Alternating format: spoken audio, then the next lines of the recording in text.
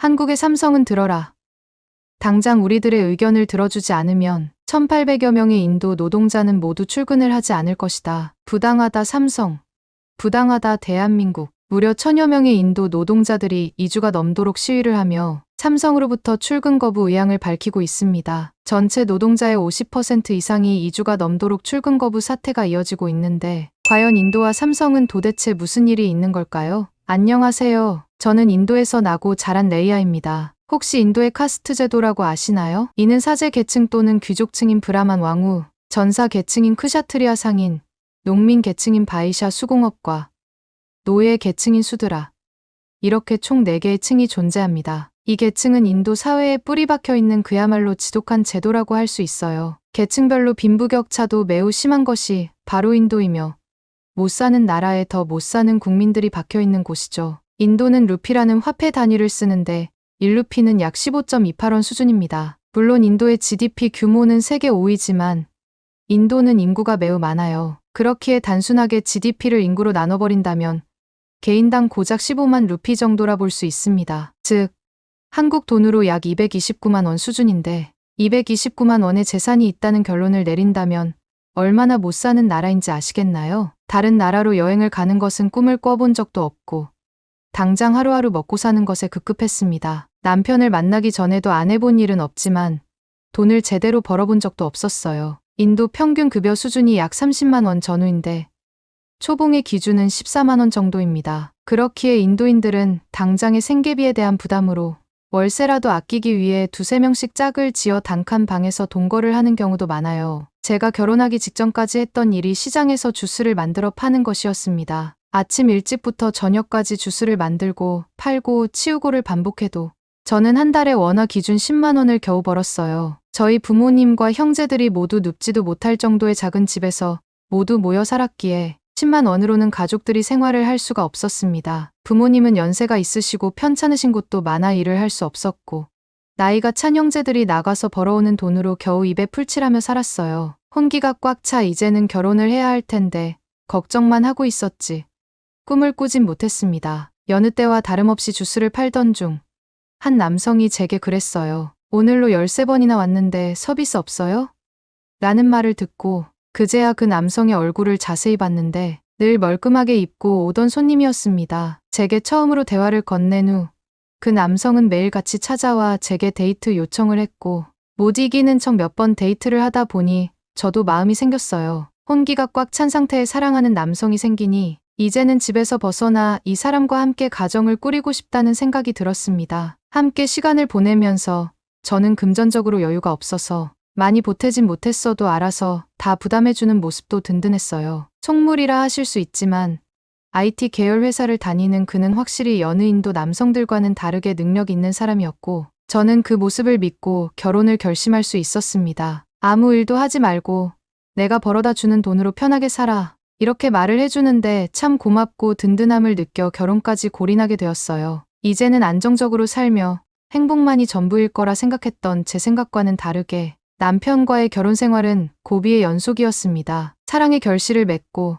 첫째를 곧이어 갖게 되었습니다. 첫째가 뱃속에 있을 때는 딱히 큰 걱정이 없었어요. 남편 직장이 빵빵하고 고정적인 급여가 있으니 아이를 낳아 키워도 많이 힘들지 않을 거라 생각을 했습니다. 그러던 어느 날 하필 남편이 다니던 회사에서 구조조정을 했고 그 리스트에 남편 이름이 오르게 되었죠. 남편은 술을 잔뜩 마시고 들어와 우리는 이제 어떻게 사냐며 눈물까지 보였지만 저는 믿고 싶지 않아서 그럴 일 없을 거니 걱정 말라고만 했습니다. 정말 믿고 싶지 않았던 일이라 회피하고 싶었지만 안타깝게도 남편은 정리해고 대상자가 되어 그렇게 하루아침에 직장을 잃게 되었어요. 하루아침에 백수가 된 남편의 얼굴에는 그늘이 가득했습니다. 곧 태어날 아이도 걱정이고 당장 우리는 뭘 먹고 살지 막막함에 말문이 막혔죠. 남편의 방황은 끝도 없이 지속되었고 제가 첫째를 출산한 후에도 자리를 잡지 못했습니다. 그런 남편이 안쓰러우면서도 당장의 현실이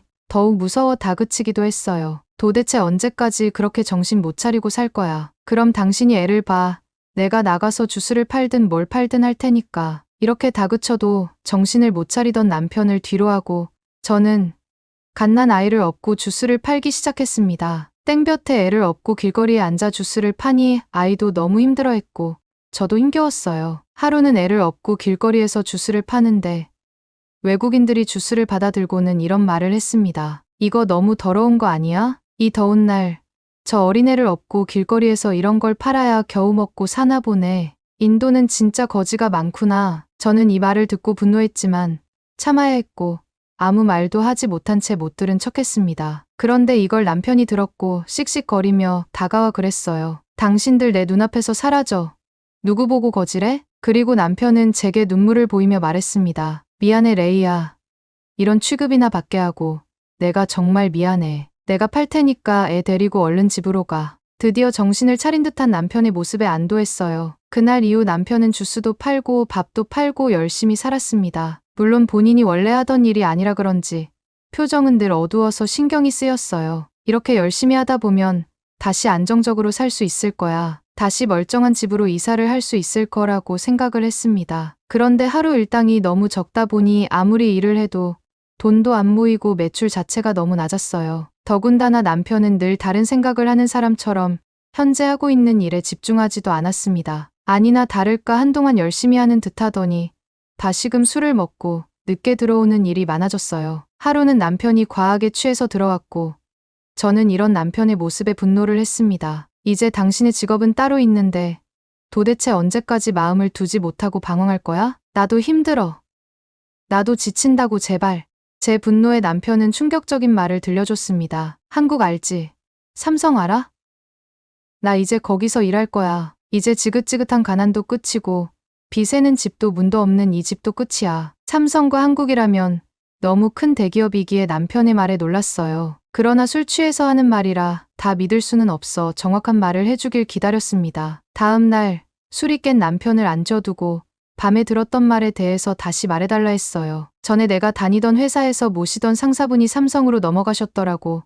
나처럼 정리해고 당했거든. 근데 마침 내가 필요한 자리가 생겨서 이쪽으로 와서 일하라고 하셔서 바로 가겠다고 했어. 내일부터 바로 들어가. 남편의 말에 서로 부둥켜 안고 한참 동안 눈물을 흘렸습니다. 제 주위에는 별로 없지만 건너서 들은 얘기들이 있었어요. 삼성은 인도뿐 아니라 베트남, 중국 등 세계 곳곳에 공장을 보유한 대기업인데 이곳에 들어간다는 것은 그야말로 성공했다고 표현할 수밖에 없었습니다. 인도에서 삼성 직원인 가족을 둔 집안은 대접부터가 달랐거든요. 남편은 지체할 것 없이 곧장 출근을 하게 되었고 첫 급여를 받았던 날부터 저희 가족의 삶은 완벽하게 달라졌습니다. 우선 살던 집부터 이사를 하게 되었어요. 기존에 살던 집은 운막처럼 지어진 집에서 살았기에 보안도 철저하지 못했고 비가 오면 더욱 힘들었습니다. 집 같은 집으로 이사를 하니 정말 마음이 편해졌고 이어 둘째까지 임신을 하게 되었어요. 이때부터는 이전과는 다르게 주위 사람들이 저를 대하는 태도도 많이 달라졌습니다. 저를 공경하고 부러워하며 그들이 우러러보기 시작했어요. 그야말로 처참함과 비참함의 죽음밖에 답이 없을지도 모른다고 생각하며 하루하루를 살았던 저희 가족이 이렇게 또 다른 삶을 살 줄 몰랐습니다. 이 집에서 둘째도 낳고 아이들을 키우며 지내도 남편 급여로 풍족하게 살게 되었어요. 물론 부잣집들과 비교를 하면 턱없이 부족했지만 전보다 훨씬 여유로운 삶이기에 만족했습니다. 너무 행복해서인지 저희 부부는 셋째까지 갖게 되었어요. 딱 이렇게만 산다면 셋째까지 키우는 것에 무리는 없었기에 축복으로 다가왔습니다. 그러던 어느 날 지인이 제게 삼성 다니는 남편이라니 너무 부럽다. 그런데 삼성은 한 달에 얼마나 주는 거야? 이런 질문은 수도 없이 들었기에 저는 대충 대답을 해줬어요. 대충 3만 루피 정도 받는다고 생각하면 돼. 제 대답에 지인은 눈이 땡그레져 정말 부럽다는 말을 했습니다. 인도에서 3만 루피면 대략 50만 원 정도로 평균 30만 원대 임금에 비하면 정말 많이 버는 수준이었어요. 그런데 지인은 제게 이런 말을 해줬습니다. 근데 남편은 괜찮은 거야? 요즘 삼성 노동자들 출근 거부하고 사태가 심각하던데. 이 말을 듣고 저는 의아했던 것이 당장 오늘도 아무 문제 없이 제 남편은 출근을 했는데 삼성에 무슨 문제라도 있는 것인가 싶었습니다. 이미 가난을 지독하게 겪어본 상태의 아이가 둘이었고 뱃속에 태어날 셋째까지 있던 터라 저는 남편이 직장을 또다시 잃을까 두려워 예민했어요. 퇴근하고 돌아온 남편에게 집요하게 물었습니다. 회사에 무슨 문제 있어? 직원들이 출근 거부하고 무단결근한다던데? 당신은 괜찮은 거야? 저번처럼 정리해고 당하고 뭐 그런 문제 있는 거 아니지? 다그치는 물음에 남편은 어이가 없다는 듯 말했습니다. 아무것도 모르는 노동자들이 그러고 있는데 아무 문제도 없어. 나는 매일 잘 다니고 있잖아. 그리고 다른 곳도 아니고 삼성이야 삼성. 부당해고 그런 거 절대 안 하니까 걱정 마. 남편의 말을 들으니 맞는 말이었습니다. 다른 곳도 아니고 세 개의 공장을 곳곳에 둔 한국의 삼성인데 그럴 리 없다고 생각했어요. 저는 남편의 말을 믿기로 했습니다. 어쩌면 그 말을 믿고 싶었는지도 모르겠습니다. 삼성이 아니라면 이렇게 돈을 벌 수도 없었고 지원 같은 부분도 다른 곳에 비해 훨씬 대우가 좋았으니 절대 이곳을 떠날 수 없다고 생각했어요. 그러면서도 마음 한편에는 찝찝함이 남아 있었지만 절대적으로 남편의 말을 믿었습니다. 그러던 어느 날 남편은 걷지도 못할 정도로 술을 마시고 귀가했고 저는 이런 남편의 모습에 또다시 불안감이 엄습해왔어요. 늘 큰일이 생길 때면 저렇게 술을 잔뜩 먹고 다니기에 그 모습만 봐도 불안했습니다. 나 이제부터 회사 안 다닌다. 내가 아무리 가진 게 없고 보잘것없는 사람이어도 저기가 아무리 대기업 삼성이라고 해도 사람 취급도 안 해주는 곳에서 죽어도 일 못해. 저는 남편의 말을 듣고 심장이 쿵하고 내려앉았어요. 다음 날 정신이 맑아진 남편과 진지하게 대화를 나눠봤더니 남편의 말은 일관적이었습니다. 나는 삼성이라서 저기만 들어가면 성공했다고 생각했어. 아이 셋을 키워야 하는데 적당한 이유면 내가 참고 다닐 수 있는데 이건 너무 부당해. 삼성은 우리 인도를 무시했고 한국보다 훨씬 못 산다고 생각해서 이 정도 돈 쥐어주면 일하겠지 싶은 마음으로 우리를 최소임금으로 부려먹고 있어. 난 절대 이런 곳에서 일 못해. 남편의 말을 들어보니 충격적이었습니다. 삼성하면 전 세계에서 모르는 사람이 없을 정도의 대기업인데 그런 곳에서 임금으로 사람을 쥐락펴락할 줄 몰랐어요. 들어보니 한국보다 못 사는 나라라고 인도를 생각하여 아주 적은 임금으로 1,800여 명의 인도 노동자를 부려먹고 있었습니다. 심지어 다른 나라에서 삼성은 다양한 지원도 해주는 것으로 알고 있는데 인도만 아무것도 없었어요. 이건 한국이 그리고 삼성이 인도에게 정말 큰 실수를 한 것이라 생각했습니다. 제가 남편이라도 절대 이런 곳에서 일을 할 수 없다고 생각하지만 당장 남편이 일을 못하면 생계가 문제였어요. 머리가 복잡한데 남편은 저 말을 끝으로 무단결근을 이어갔고 시위까지 합세해 매일 같이 시위만 하고 다녔습니다. 저는 이 사태에 대해 명확하게 알고 싶어져 뉴스부터 시작해 다양한 정보를 수집해봤어요. 그런데 남편의 말이 틀린 게 하나도 없었고 정말 1,800여 명의 인도 노동자들이 파업을 한 상황에 2주가 넘도록 출근을 거부하고 있었습니다. 2007년 삼성은 인도에 이 공장을 설립하고 이후 냉장고, 세탁기 등 가전제품을 생산하고 있는 상황이었는데 2024년 이러한 문제가 발생했다는 것은 긴 시간 동안 인도 노동자들이 부당함에 대처를 못하고 참고 있었구나 싶었습니다. 사태에 대해 깊숙이 접근을 해보니 더욱 심각성이 느껴졌고 당장 우리의 생계가 위험해도 이건 바로잡아야 하는 문제라고 생각했어요. 국가 대 국가로서의 큰 싸움이기에 분명 이 사태가 끝나면 어느 정도 보상이 있지 않을까 생각도 했습니다. 그리하여 저는 남편의 시위를 도왔고 갓난쟁이인 셋째를 업고 나가서 시위를 했죠. 그렇게 다투다 보니 시간은 금방 흘렀고 한동안 삼성과 관련된 입장에 집중하고 있었어요. 삼성은 꽤 조용한 상태로 침묵을 일관하는 듯했는데 아마도 본인들의 잘못이 있기에 그런 거라 생각했습니다. 그러던 중 삼성이 인도 현지 공장을 폐쇄할 수도 있다는 강경 대응의 소식을 접하게 되었어요. 저는 이 말을 듣고 너무나 황당해 말을 이을 수 없었습니다. 삼성이 잘못을 해놓고 어떻게 이런 식으로 처리를 하려 하지 싶은 마음에 믿을 수 없었어요. 터무니없는 답변에 정신이 반쯤 나갔을 때 지인이 저를 찾아왔습니다. 지인은 현재 삼성 사태를 너무 잘 알고 있어 제가 걱정된다며 먹을 것을 싸들고 왔는데 제게 그랬어요. 내가 SNS로 알게 된 한국 친구가 있어서 이 사태에 대해 물어봤는데 시위하는 거 당장 철수하는 게 좋겠어. 이건 한국 삼성의 잘못이 아닌 인도의 비상식적인 행위였어. 저는 지인의 말을 듣고 믿을 수 없었고 지인이 뭘 모르는 것이라 생각했습니다. 그런데 대화를 나누며 한국 친구가 보내준 기사들을 보니 머리를 한 대 맞은 듯 멍해졌어요. 알고 보니 삼성의 잘못은 하나도 없었습니다. 그야말로 인도 사람들이 생떼를 부렸다는 표현이 정확했습니다. 전 세계 곳곳에 공장을 보유한 삼성의 경우 무수히 많은 노동자를 아래에 두고 있는 상황에 100% 만족을 줄 수는 없었을 겁니다. 하지만 아시아 지역 삼성에 다니는 노동자들은 타기업 공장 노동자보다 훨씬 높은 임금과 더 나은 대우를 받는 것이 맞았어요. 인도로 비교를 해봐도 평균 급여가 한화로 고작 30만 원대인데 삼성의 경우 57만 원 수준이었으니 말이죠. 그러나 이런 대우에도 불만족하던 인도 노동자들이 갑작스레 시위를 해가며 출근 거부 사태가 일어난 겁니다. 제가 인도 사람이지만 인도 노동자들이 내놓은 타협 조건은 터무니없었어요. 첫째는 임금 인상으로 기존 3만 5천 루피에서 7만 1천 루피로 인상을 요구했고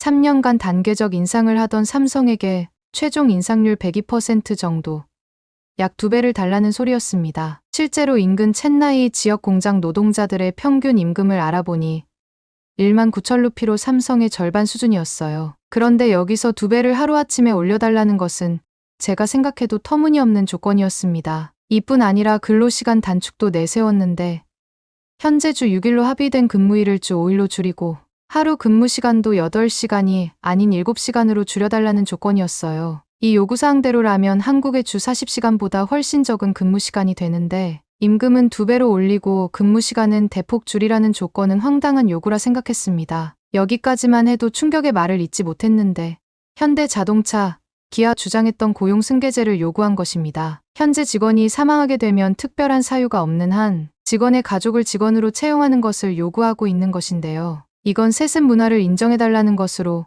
온갖 비리의 시작이 될 수 있기에 대기업으로서는 쉽게 받아들이기 어려운 조건이라 생각합니다. 이뿐 아니라 삼성 인도 공장 노조는 직원 자녀의 사립학교 학비를 연간 5만 루피까지 지원하라는 요구 등 이 모든 황당한 조건을 삼성을 상대로 제시하며 파업을 하고 있는 상황이었죠. 저는 실체를 알고 충격에 어떠한 말도 할 수가 없었습니다. 결국 인도 공장의 노동자들은 황금알을 낳는 거위의 배를 자진해서 가르는 상황에 처한 것으로 자신들의 복을 발로 차고 있는 꼴이었어요. 저는 모든 사실을 파악한 후 남편을 설득시켰습니다. 지금 이럴 때가 아니야. 정말 이 모든 사실을 알고 있으면서도 이런 시위에 동참한 거야?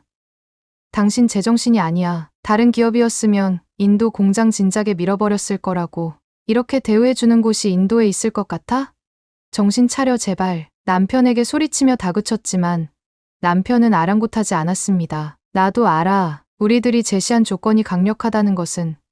그렇지만 우리가 삼성을 위해 해주는 일이 있는데 이 정도 지원은 받아야 하지 않겠어? 한국 삼성에서 일하는 노동자들 평균 급여가 얼마인 줄은 알고 그래? 이 말을 들으니 남편이 왜 저렇게 말도 안 되는 조건을 들먹이며 시위에 동참한지 알겠더라고요. 남편과 대부분의 인도 사람들은 월 몇백만 원이 넘는 급여를 받는 한국의 소식을 듣고 눈이 돌아 저런 터무니없는 요구를 한 것이었습니다. 제가 남편에게 보여주려 한국 물가와 인도 물가를 몇 가지 비교해 봤는데 우유만 해도 1리터 기준으로 인도는 600원이고 한국은 4, 5천 원대였습니다. 이것만 봐도 물가 차이가 얼마나 심한지 알 수 있었고 저는 남편을 매일같이 설득시켰어요. 저러다 해고라도 당할까, 공장이 사라질까 너무 두려웠습니다. 당장 남편이 일을 하지 않고 시위를 하는 시간에도 저와 새 아이들은 생계의 위협을 받고 있었기에 정신을 차리길 바랐어요. 그런데 현재 사태로는 남편이 정신을 차린다 해도 삼성이 어떻게 나올지 모르기에 시간이 약인 상황입니다. 한때는 성공의 아이콘인 저희 가족의 헛된 욕심에 결국 이 처참하고 비참한 결말을 불러왔고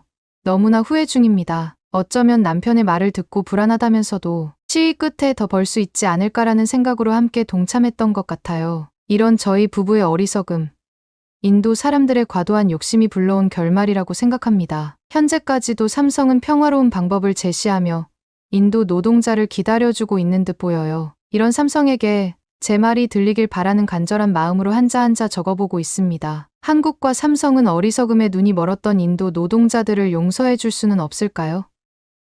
이 사건의 시작이 누군지는 몰라도 현재 많은 사람들이 현실을 직시하고 후회 중에 있습니다. 제 남편만 해도 현재 후회로 하루하루를 보내고 있어요. 설마 삼성이 우리를 정말 버릴까?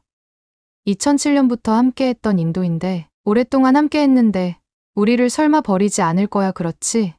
저는 이런 남편의 말에 공감이 되면서도 제발 우리를 버리지 않기를 바라는 간절한 마음뿐입니다. 현재 인도의 총리인 나렌드라 모디는 메이드 인 인디아 정책을 펼치고 있는데요. 글로벌 그룹의 인도 진출을 적극적으로 유치해오고 있는 상황입니다. 이 정책 덕분에 실제로 일자리 해결도 많이 되었고 총리의 지지율도 상승하기도 했어요. 그런데 이 세상이 어떻게 흘러가는지 모르는 삼성 인도 노동자들이 황당한 이유를 들먹이며 저런 태도를 보이는 것이 삼성 입장에서는 얼마나 화가 나겠어요. 여러 가지 이유로 이번 인도 노동자들이 보인 모습은 단순히 노조 문제로 끝날 것이 아니라 그야말로 피바람이 불어도 말릴 수 없겠구나 싶은 상황입니다. 겨우 가난에서 벗어나 사람처럼 살게 되었다고 생각한 저희 부부는 하루하루 피가 마르고 있습니다. 지난날의 무지함과 욕심이 불러올 앞으로의 큰 파장이 두렵고 지나친 욕심을 낸 것에 너무나도 부끄럽습니다. 그럼에도 감히 삼성과 한국의 간절한 마음을 담아 한마디를 해보자면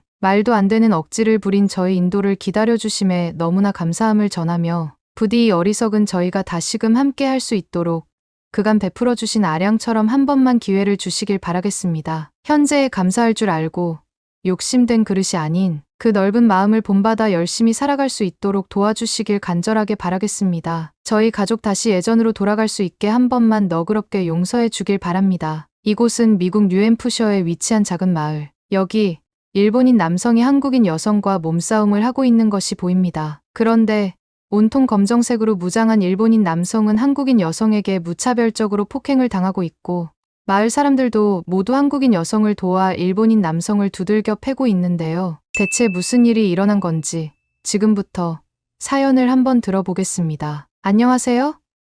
저는 뉴햄프셔주에 살고 있는 레일라니 윌리엄스라고 합니다. 저는 어릴 적부터 부족한 것 없이 아주 풍족한 삶을 살았어요. 아버지께서는 미국의 6대 은행이라 불리는 웰스파고에서 근무를 하셨고 어머니께서는 텔레비전에 나오실 정도로 유명한 셰프로 일하고 계셨거든요. 일주일에 한 번씩은 꼭 친구들을 불러 홈파티를 했고 집에 딸려있는 커다란 수영장에서 친구들과 함께 물놀이를 하기도 했죠. 저는 제가 평생 이렇게 살 수 있을 줄 알았어요. 부모님이 워낙에 돈을 잘 벌어들이셨으니 부가 끊길 일은 없다고 생각했었죠. 그런데 저희 집에 불행이 찾아온 건 제가 딱 12살이 되던 해였어요. 어머니는 요리사로 일을 하셨기 때문에 하루 반나절이 넘는 시간을 요리 도구를 잡고 사셨는데 어느 날 갑자기 손목에 힘이 안 들어가신다고 하시는 거예요. 그뿐만이 아니었어요. 평소와는 달리 다리에 힘이 빠져 자주 주저앉으시는가 하면 말을 할 때에도 발음이 부정확해서 알아듣지 못하는 경우가 많았어요. 참다 못한 아버지께서는 어머니께 윽박을 지르며 이렇게 말씀하셨죠. 말 좀 똑바로 해. 알아들을 수 있는 게 하나도 없잖아. 시간이 지날수록 어머니의 이상 증상은 더욱 심해지기 시작했어요. 나중에는 근육을 제대로 사용하지 못해서 걸음을 걷기도 힘들어 하시더라고요. 그 모습을 보고 나서야 알았어요. 어머니의 몸에 무언가 큰일이 벌어지고 있다는 것을요. 그래서 아버지는 어머니를 모시고 하버드 의대 부속 매사추세츠 종합병원으로 향했어요.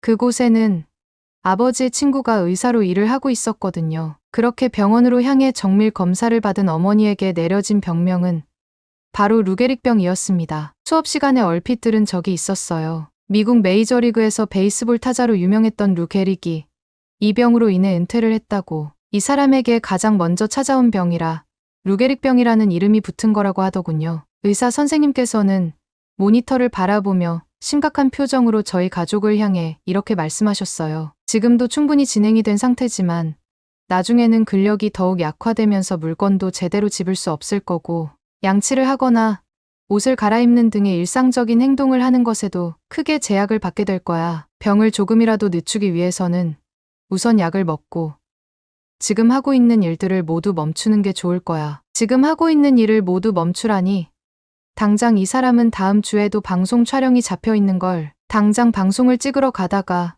쓰러질 수도 있어. 이 병은 그 정도로 위험한 병이야. 내 말을 허투루 듣지 마.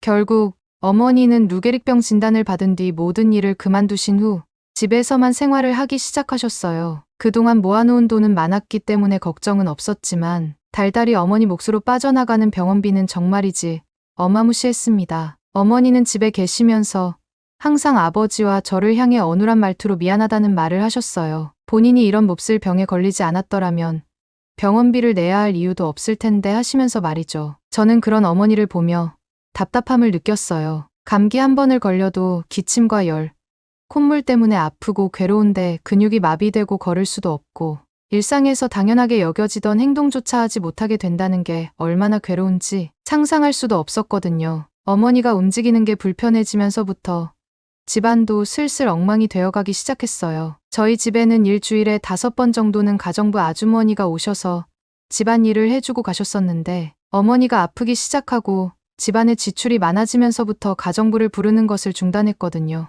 그러다 보니 빨래와 설거지가 산더미처럼 쌓여가기 시작했죠. 저와 아버지가 돌아가면서 해도 완벽해지질 않더라고요. 어느 날은 친구들이 제 옷 냄새를 맡아보더니 인상을 찌푸리면서 코를 막는 거예요. 그래서 제가 왜 그러냐고 물었는데 친구가 이렇게 대답을 하더군요. 네 몸에서 나는 냄새 때문에 코가 마비될 정도야. 레일란이 옷을 세탁하고 다니기는 하는 거야? 여기 토마토 소스 자국이 그대로 묻어 있어. 아니야. 일주일에 3번은 세탁을 한단 말야. 친구에게서 그런 말을 들으니 얼굴이 화끈 달아오르더군요. 괜히 창피함에 눈물도 차오르는 것 같았죠. 하지만 이런 말을 들었다고 해서 어머니를 원망하거나 하지는 않았어요. 지금 가장 답답하고 힘든 건 바로 어머니일 테니까요. 결국 이 상황을 보다 못한 아버지께서는 기존의 가정부들보다 훨씬 더 싼 값에 부릴 수 있는 동양인 가정부를 집에 들이셨어요. 맨 처음 저희 집에 들어온 사람은 중국인 아주머니였는데 그 아주머니는 성격도 굉장히 괴팍했지만 몸에서 아주 지독한 냄새가 나던 사람이었어요. 옆에 있으면 대체 어떻게 사람 몸에서 이런 냄새가 나지?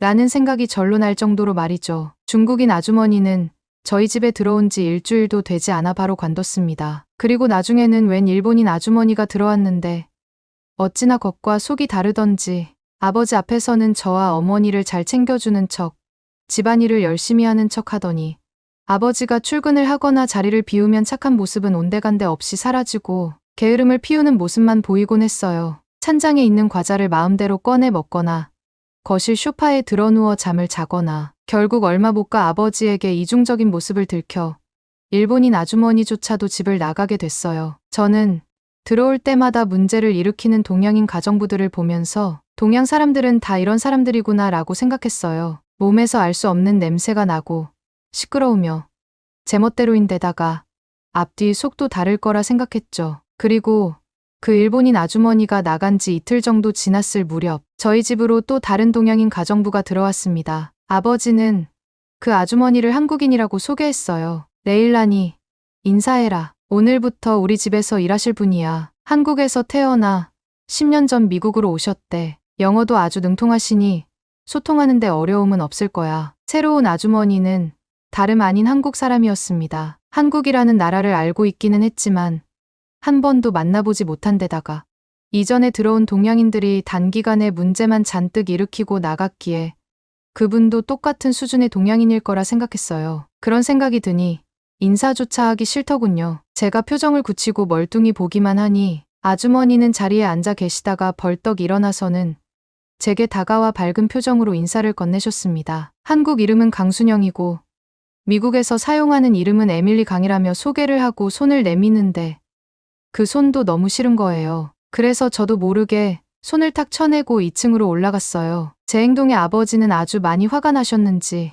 2층으로 성큼성큼 올라오셔서는 저를 잡고 당장 가서 사과를 하라고 하시더라고요. 레일란이 이게 무슨 버르장머리 없는 행동이야? 얼른 가서 사과드려. 저는 동양 사람들이 정말 싫어요. 처음 들어왔던 중국인 아줌마도 그리고 얼마 전까지 있었던 일본인 아줌마도 계속 동양 사람만 부르실 거라면 저희끼리 살림을 하는 것이 낫겠어요. 싫든 좋든 네 행동은 아주 잘못된 행동이야. 아빠는 너를 그렇게 가르친 적이 없다. 그러니 어서 가서 죄송하다고 해. 저는 끝까지 사과를 하지 않으려고 했지만 아버지의 성화에 결국 못 이긴 척 가서 사과를 했어요. 그 한국인 아줌마는 저를 보고 활짝 웃으면서 괜찮다고 그럴 수 있다며 제 어깨를 토닥여 주더라고요. 그날 이후 순영 아줌마는 저희 집에서 가정부로 일을 했어요. 그런데 순영 아줌마는 정말 일을 잘하는 분이었습니다. 일전의 중국인, 일본인 아줌마들과는 비교도 할 수 없을 정도였어요. 게다가 손재주는 어찌나 그렇게 좋은지 한국에서 미국으로 온 지 10년밖에 되지 않았다면서 서양 음식들을 아주 맛있게 잘 만드시더라고요. 저와 아버지는 입이 짧은 편이었는데 순영 아줌마가 차려주는 밥상은 정말 너무 맛있어서 그릇을 싹싹 긁어 먹을 정도였습니다. 그러던 어느 날 아버지는 순영 아줌마에게 한국 음식을 한번 만들어달라는 부탁을 하셨어요. 한인타운에는 가볼 생각도 하지 않았고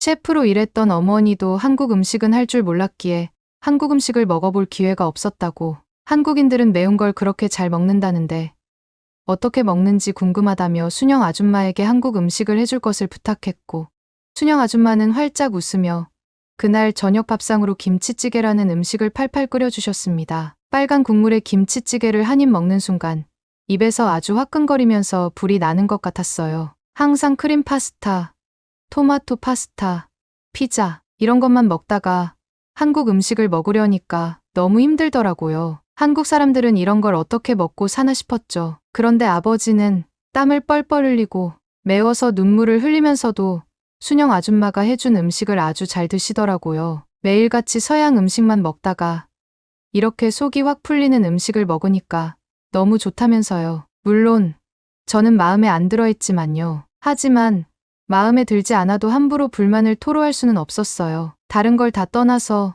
순영 아줌마는 아픈 저희 엄마를 성심성의껏 잘 돌봐줬거든요. 원래는 월요일부터 금요일까지 와서 집안일을 해주고 주말에는 나오지 않아도 됐는데 주말에도 나와서는 엄마 옆에서 팔다리를 주물러 주기도 하고 점점 근육이 굳어가 말도 제대로 하지 못하는 엄마의 얘기를 대신 전해주곤 했어요. 이를테면 레일라니 엄마가 오늘 학교 숙제는 다 했냐고 물어보시네?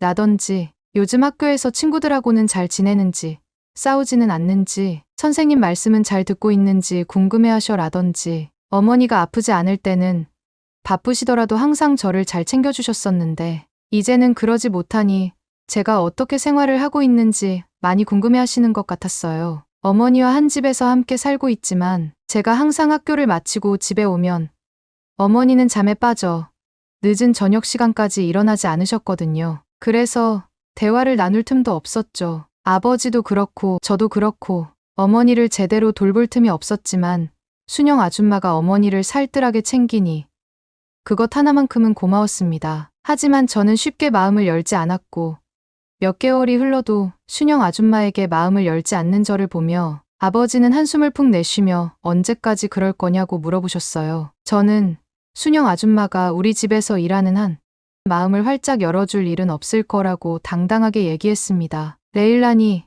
엄마가 이런 네 모습을 보시면 얼마나 슬퍼하시겠어? 순영 아줌마는 스스로 관둔다고 이야기하지 않는 한 계속해서 우리 집에서 일을 할 거고 쉬는 날에도 나와서 엄마를 돌봐주시는 분인데 그렇게 대하면 안 되지 않겠니?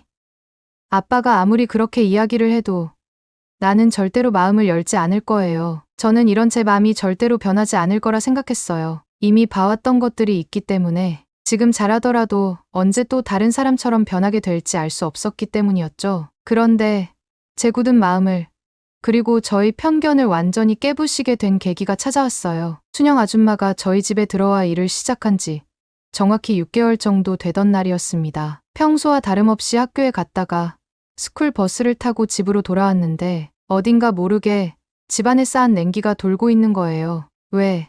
그런 거 있잖아요. 여느 때와 다를 것 없지만 뭔가 다른 촉이 느껴지는 날, 뭔가 모르게 불쾌하고 찝찝하고 불안한 날. 제겐 그날이 딱 그런 날이었어요. 한 번도 이런 기분을 느낀 적이 없었던 저는 최대한 숨죽여 집 안으로 들어갔어요. 그런데 현관부터 시작해서 집안 곳곳에 이상한 발자국 같은 것이 찍혀 있는 거예요. 원래 미국인들이라면 집 안에서 신발을 신고 돌아다니는 것이 일반적이라고 생각하실 텐데 저희 가족들은 모두 신발을 벗고 슬리퍼를 신고 다니기 때문에 집안에 발자국이 남을 일이 없었어요. 난잡하게 찍혀 있는 발자국들을 보고서 불안한 촉이 딱 들어맞았단 생각이 들었죠. 저와 아버지가 집을 비운 사이 강도가 들어온 것이었어요. 심장이 미친 듯이 벌렁거리고 두려움이 밀려들기 시작했어요. 혹시나 총기를 가지고 있으면 어떡하지? 칼과 같은 날카로운 물건을 가지고 있다면? 혹시라도 어머니를 해쳤다면?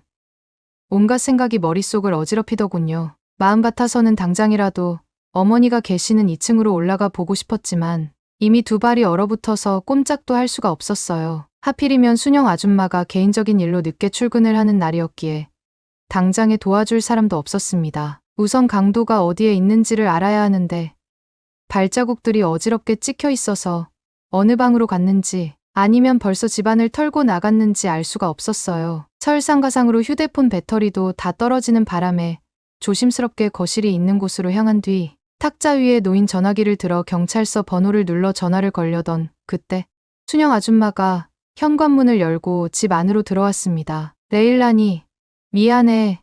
아줌마가 좀 늦었지. 배고프겠다. 아줌마가 얼른 맛있는 간식 만들어 줄게. 어머.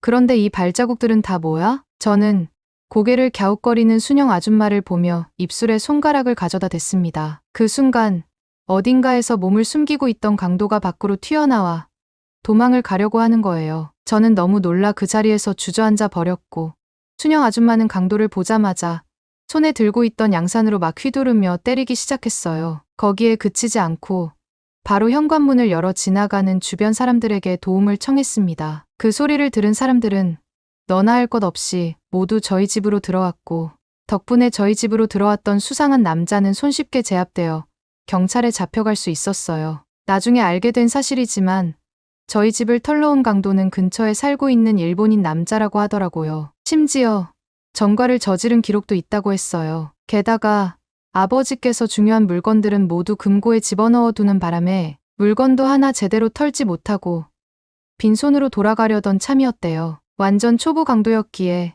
그나마 제압을 할 수 있었던 거였죠. 그 사람이 총이라도 들고 있었다고 생각하면 끔찍한 일이 일어났을지도 몰라요. 그 일본인 남자가 연행되어가는 순간 경찰들과 주변 사람들은 순영 아줌마를 향해 박수를 쳤습니다. 미국은 총기가 허용된 나라라 도둑이 들어오면 다들 숨어서 경찰에 신고하기 바쁜데 용기 있게 강도와 맞서 싸웠다며 말이죠. 저는 겁이 나서 아무것도 하지 못했었는데 망설이는 기색도 없이 양산으로 강도를 두들겨 팬 순영 아줌마를 보고 저는 이렇게 물었어요. 아줌마는 무섭지 않았어요? 어떻게 강도를 때릴 생각을 하신 거예요? 나도 겁이 났지. 그런데 2층에는 사모님이 누워 계실 테고 강도 뒤에는 바로 어린 네가 있어서 망설일 틈도 없었어. 그 인간이 잡혀가고 곧바로 2층을 확인했는데 다행히 사모님께서는 아무 이상이 없었어. 너와 사모님이 무사해서 정말 다행이라고 생각했단다. 스스로도 겁이 났지만 누군가를 지켜야 한다는 일념 하나로 순영 아줌마는 강도를 두들겨 팼던 것이었어요. 저는 그날을 계기로 순영 아줌마에게 조금씩 마음을 열 수 있었습니다. 그리고 그동안 순영 아줌마를 어떻게 생각했는지에 대해서도 솔직히 털어놓았어요. 제 마음을 모두 전하니 순영 아줌마는 저를 꼭 안아주시면서 이렇게 말씀하시더라고요. 아줌마는 언젠가 레일라니가 내게 마음을 열어줄 거라 굳게 믿고 있었단다. 하루가 됐든 1년이 됐든 10년이 됐든 한결같은 마음으로 진심을 전하면 언젠가는 그 진심이 통하는 날이 오거든. 아줌마가 처음 미국으로 왔을 때도 동양인이라는 이유로 정말 많은 차별을 받았었고 사람들도 편견을 가지고 아줌마를 바라봤었어. 하지만 아줌마는 그 시선들을 모두 꿋꿋이 버텨낼 수 있었지. 날 모른다면 충분히 그렇게 볼 수도 있겠다 생각했으니까. 그래서 아무 말 없이 네가 나한테 마음을 조금이라도 열어주기를 기다렸던 거란다. 이제 확실히 알겠어요. 아줌마는 저희 집에 왔던 중국인 그리고 일본인 아줌마들과는 확실히 다르다는 걸. 죄송해요. 조금 더 일찍 마음을 털어놓을 걸 그랬어요. 그리고 용기 있게 나서 주셔서 구해주셔서 감사해요. 저는 그날 이후로 동양인이라고 다 똑같지만은 않구나라는 것을 제대로 깨달았어요. 시끄럽고 민폐인 사람이 있는 반면 순영 아줌마처럼 당당하고 선한 마음을 가지고 있는 사람이 있구나. 그렇게 생각을 하면서 이제는 순영 아줌마를 마치 친이모처럼 잘 따르고 있습니다. 그리고 앞으로는 누구를 만나더라도 편견 어린 시선을 가지지 않고 그 사람의 있는 모습 그대로를 받아들이기로 다짐했습니다. 더 나은 어른이 되기 위해 그리고 아줌마처럼 정의로운 사람이 되기 위해 마음을 바로 잡고 살아가 보려고 해요. 동양 사람 그리고 한국인에 대한 편견을 완벽하게 깨부셔준 순영 아줌마에게 감사하면서 사연을 마무리하도록 할게요. 지금까지 제 사연을 들어주셔서 감사합니다.